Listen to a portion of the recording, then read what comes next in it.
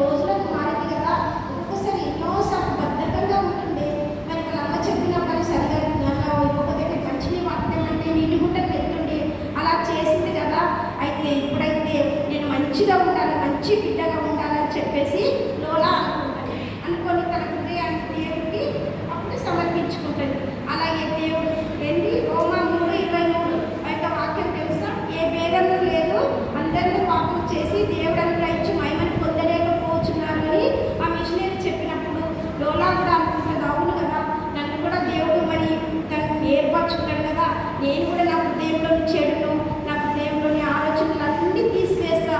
ఇప్పటి నుంచి నేను యేసుప్రభు కొరకు ఒక బిడ్డగా జీవిస్తా అని చెప్పేసి లోలా కూడా తన హృదయంలో అనుకుంటుంది. అర్థమైందా? అర్థమైందా? ఇప్పుడు తెల్లటి హృదయం వచ్చింది లోలా.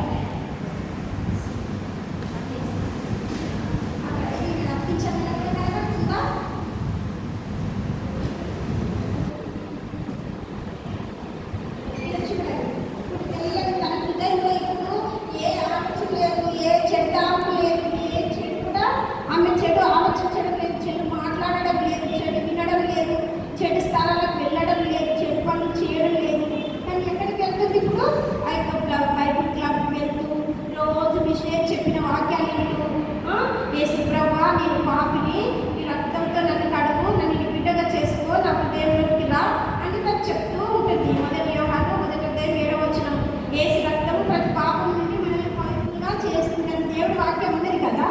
అయితే మనం కూడా యేసుప్రభువా నా హృదయంలోకి రా, నేను కూడా పాపిని అంటే చిన్న బిడ్డల ప్రార్థన దేవుడు తప్పకుండా వింటాడు. కాబట్టి మీరు కూడా దేవుడి కొరకు మరి దేవుని అడుగుతారు కదా, యేసుప్రభువా నా పాపం క్షమించు, నా హృదయంలోకి రా అని అడుగుతారు కదా. ఎన్నోసార్లు కొన్నిసార్లు మన యొక్క మమ్మీ చెప్పిన మాట వినకుండా ఎక్కడెక్కడో ఆడుకోనికి వెళ్తుంటాము. చెడు పిల్లలతో, అబ్బాయిలతో, అమ్మాయిలతో చెడు మాటలు మాట్లాడడము అలాంటివి చేస్తూ ఉండకూడదు. అయితే లోలా కూడా అన్నీ దేవుడి దగ్గర ఒప్పుకొని ఇక నేను ఎప్పుడు ఇలాంటి పనులు చేయని చెప్పి దేవుని కొరకు తన హృదయాన్ని సమర్పించుకుంటాడు. అప్పుడు లోలా హృదయం ఎంతో సంతోషంతో, ఎంతో మంచి పరిశుద్ధాత్మ నింపబడి ఆమె కూడా సంతోషంగా ఉంటుంది. ఆమెకు జరిగిన దాన్ని ఈ యొక్క లోలా వాటర్ జగ్ ఉన్నది కదా, నీటి కుండ ఉన్నది కదా, ఆ నీటి కుండ కూడా చాలా సంతోషిస్తుంది. అబ్బా లోలస్ ఎలా ఉండే, ఎలా మారిపోయింది ఇప్పుడు, అబ్బా యేసుప్రభు బిడ్డగా మంచిగా మారిందే అని చెప్పేసి ఈ యొక్క జగ్గు కూడా తనకు సాక్ష్యం ఇస్తుంది తన గురించి. అయితే నాలాంటి మురికి నేను ఒకప్పుడు అప్పుడు ఆ పిల్లలు ఆడుకునేటప్పుడు గ్రౌండ్లో నన్ను తన్నారు కదా, అలాంటప్పుడు నేను ఎంత మురికిగా ఉంటున్నానో ఇప్పుడు అప్పుడు లోలా హృదయంలో అలా మురికిగా ఉండే. కానీ ఇప్పుడు యేసుప్రభు తన హృదయంలో చేర్చుకునేది కాబట్టి తన హృదయం ఎంతో సంతోషంగా ఉండదని చెప్పేసి లోలా చాలా సంతోషిస్తూ ఉంటుంది. అలాగే మనం కూడా ఇప్పటి నుంచి అయినా ఈ యొక్క VBSలో మన హృదయాన్ని దేవుడికి ఇచ్చేద్దామా? ఇంకా మన హృదయంలో దేవుడు వస్తే ఎంతో సంతోషం ఉంటుంది, ఎంతో సమాధానం ఉంటుంది. సరేనా?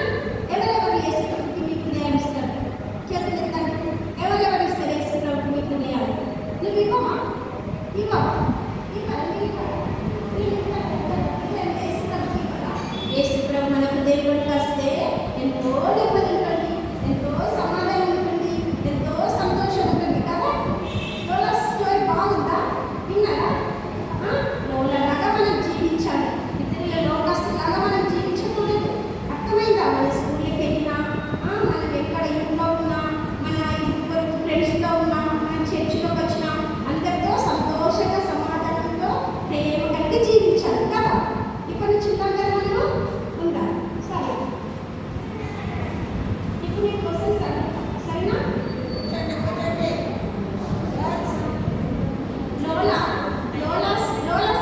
లోలా అతను మరి ఒక అమ్మాయికి తను ఒక జగ్గుగా తను ఉండేది కదా. ఆ అమ్మాయి ఏ దేశం? లోలా ఏ దేశస్తురాలు?